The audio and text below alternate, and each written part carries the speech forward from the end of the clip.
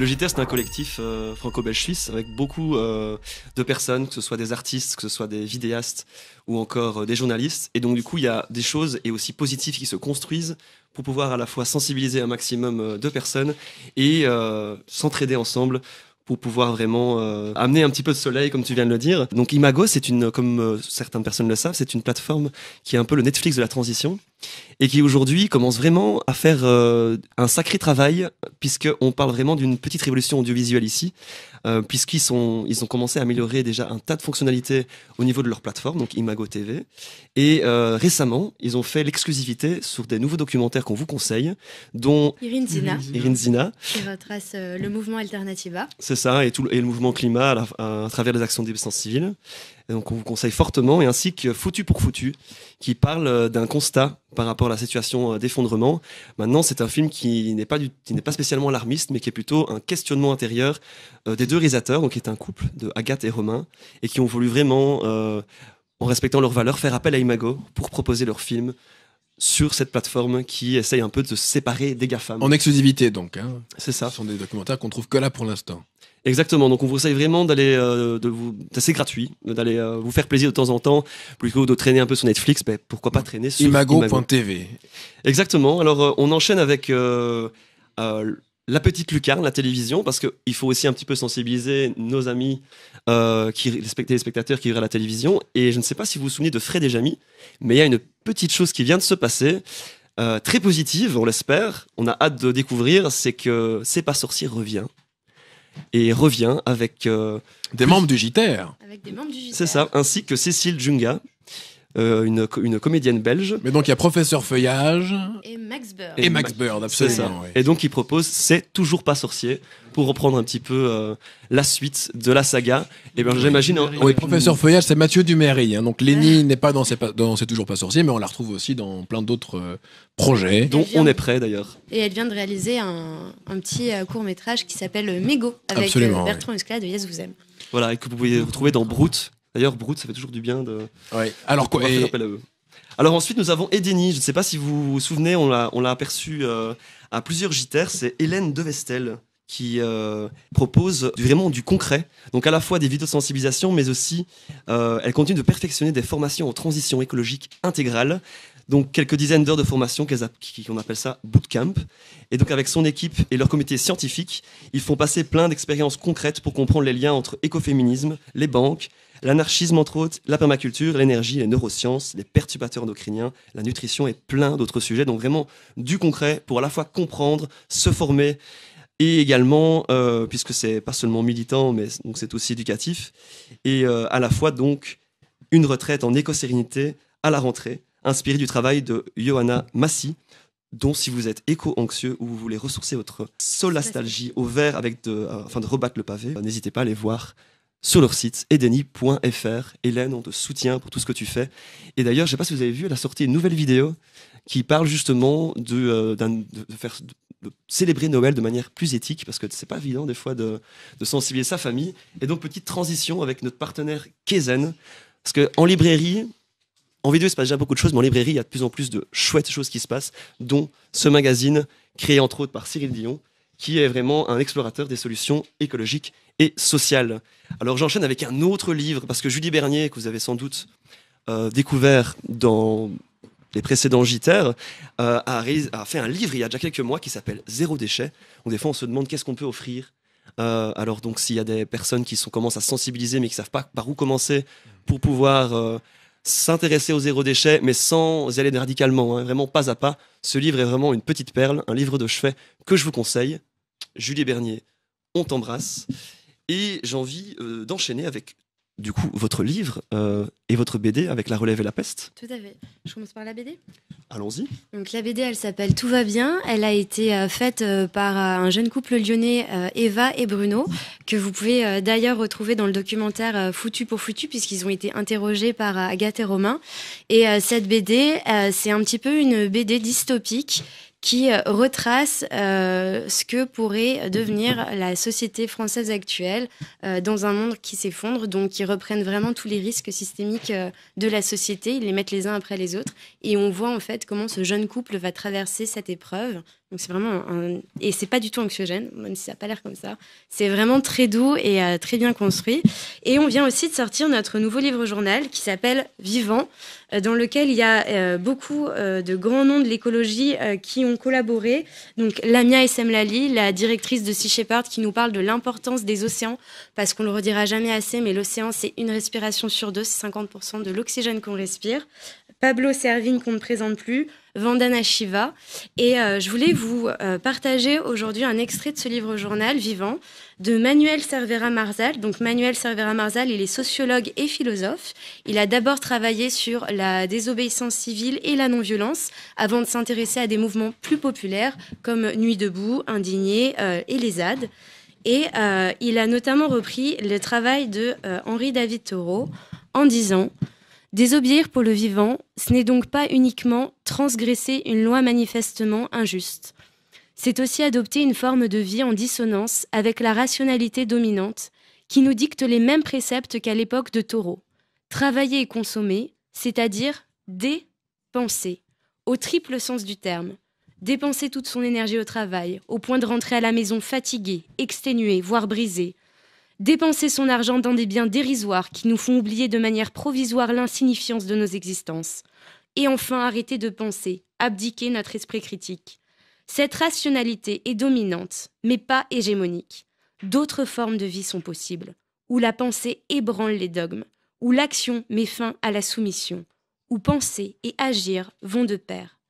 Dans ces interstices de liberté, vivre et désobéir ne font qu'un. Il ne s'agit plus de désobéir pour défendre le vivant, mais de désobéir parce que désobéir, c'est vivre. Désobéir, c'est se sentir vivre, c'est retrouver le goût, la texture, la chaleur et la saveur de l'existence dans un monde anesthésié, dans une société de morts-vivants. Le désobéissant serait ainsi le seul être en vie au milieu des zombies, mais n'ayons pas peur pour lui. La vie, comme la joie, est une force contagieuse, et il me semble que dans cette pièce aujourd'hui, nous sommes déjà tous contaminés. C'est magnifique. Ah ouais. Et donc on peut trouver ces livres On peut trouver ce livre sur le site de La Relève et la Peste, Vivant. Et sur Amazon, évidemment. Et pas sur Amazon du tout, jamais. Non mais magnifique extrait en tout cas. Enfin, je pense vraiment. François, tu voulais nous parler de Tandem Local, qui est un projet belge C'est ça. auquel tu as participé. Je penserai directement. On a décidé de partir en vélo. Et au lieu de voyager en avion, d'interviewer des gens qui sont connus ou reconnus, on a décidé de s'intéresser vraiment localement à notre pays. Alors je sais pas si vous vous souvenez, il y a quelques mois, on a diffusé une vidéo, on s'attendait pas à ça, mais il y a eu 35 000 réactions, partages au niveau de la page, rien que de la page du JTR. La vidéo a fait 1 million de vues. Et on a présenté donc un extrait de notre film où un paysan a mentionné qu'il faut le couteau sous la gorge pour enfin que les humains se mettent à faire bouger les choses. Et qu'en attendant, c'est toujours le système néolibéraliste qui, dont ce paysan-là, en tout cas, n'a plus confiance, qui continue à tout détruire. Et donc, du coup, on a voulu faire ce film. On a voyagé en vélo à travers les 10 provinces, donc en Flandre, à Bruxelles, en Wallonie, partout, pendant 2 mois et demi, avec Manger Local et Permavenir. Et on s'est rendu compte, en fait, qu'il y avait beaucoup déjà de solutions mises en place par les citoyens, à travers des coopératives, à travers des producteurs locaux, des transformateurs, et également vraiment des initiatives citoyennes. Donc on a voulu visiter pas seulement les choses un peu radicales et éthiques, mais aussi les moyennes entreprises qui sont un peu plus dans les petits compromis aussi, pour pouvoir nuancer nos propos et montrer qu'en Belgique, ça bouge et que tout ça mérite de la lumière. Et donc du coup, nous avons créé un crowdfunding récemment pour pouvoir commencer avec un moyen citoyen, pour ne pas perdre un peu trop notre temps et notre énergie à démarcher trop de subventions et pouvoir vraiment aller de l'avant directement avec ce qu'on veut faire, donc créer un long métrage qualitatif qui permettrait, on l'espère, dans un maximum de cinéma belge, inspirer d'abord évidemment notre pays et aussi créer des ponts entre les communautés. Parce qu'on a remarqué que les Flamands, les Wallons, c'est un puzzle. On fait vraiment des choses différentes qui peuvent s'aligner, qui peuvent vraiment se mélanger. Et donc du coup, n'hésitez pas à vous renseigner sur mimosa.com/BE, puisque Mimosa existe aussi en France. Donc ça, c'est Tandem Local qui va sortir bientôt. C'est ça, Tandem Local. Donc on a aussi une page Facebook où vous pouvez retrouver un tas de choses. Et voilà, j'ai envie du coup de faire la transition, parce que ça, c'est un long métrage, mais récemment, il y a eu un court métrage belge au sein du JTR, au sein du Billet Vert qui est arrivé. Est-ce que tu peux nous rappeler un peu ce qui s'est passé ? Oui, absolument. C'est un court-métrage qui s'appelle #Anita, un court-métrage de fiction qui est d'ailleurs notre premier vrai court-métrage de fiction qu'on a réalisé avec Ilias et Arnaud, qui réalise d'ailleurs le JTR, qui réalisait aussi Thinkerview. D'ailleurs, il n'est pas impossible qu'il y ait un petit caméo à l'intérieur du film si vous ne l'avez pas vu. Et on organise en ce moment des projections et des débats autour de ce court-métrage, puisqu'on l'a voulu volontairement polémique. Donc le film permet de créer un petit peu de confrontation et de débat autour de la question du climat, de l'effondrement de la biodiversité, des politiques actuelles, mais aussi de la façon de lutter, que ça soit à travers des grèves, des ZAD, des manifestations pacifistes, des manifestations de désobéissance civile, des actions de sabotage, des occupations, enfin bref, toute la galaxie de la lutte aujourd'hui, et de pouvoir mettre ça en perspective et finalement au moins se respecter les uns les autres et compter les uns sur les autres. Donc voilà, c'est un court-métrage sans prétention, mais qu'on a fait avec beaucoup de passion et autour duquel on organise aujourd'hui des projections et des débats. Et je pense qu'il y a une transition de très grande qualité là maintenant pour l'effondrement. Jérémy, on le voit pas souvent. C'est l'un des membres fondateurs du collectif Les Parasites. C'est beau. Qui réalise le JTR et qui réalise aussi tout un tas de choses, de fiction, de documentaires, d'émissions, de formats originaux, et qui vient de sortir maintenant L'Effondrement. Une série, hein, c'est ça? Oui, c'est une série qu'on a sortie le 11 novembre sur MyCanal, produit par Canal+. Et nous, on met un épisode par mois sur notre chaîne YouTube. Du coup, le deuxième vient de sortir il y a quelques jours, 5 ou 6 jours.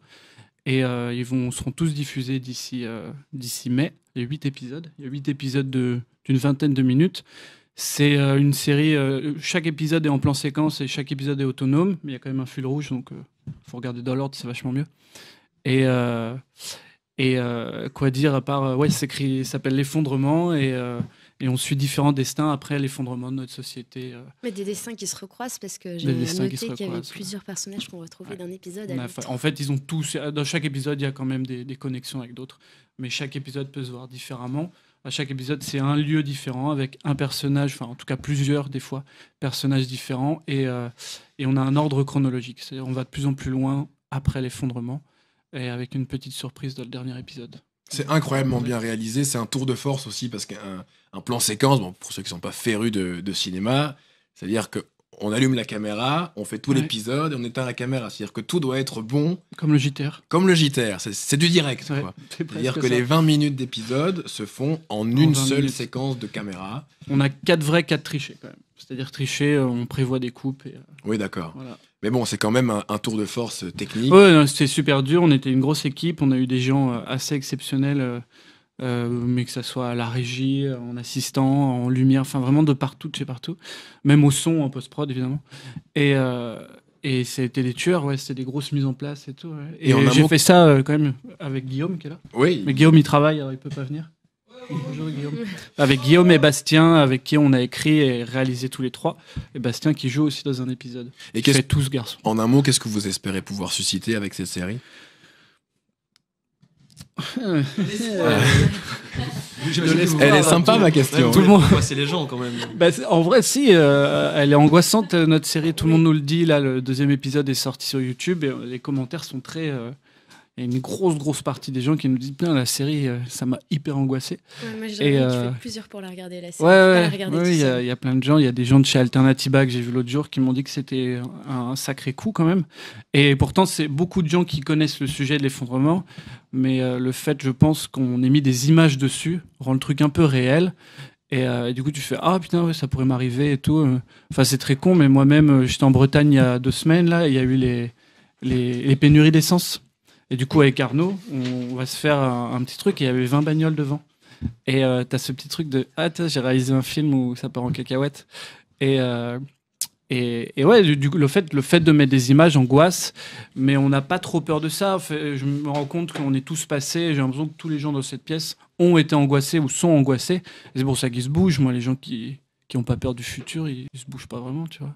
C'est le JTR, c'est l'auberge espagnole, donc c'est toujours un petit peu dans tous les sens, mais j'espère qu'il y aura des choses qui vous auront interpellé, qui vous auront plu, qui vous auront fait réagir.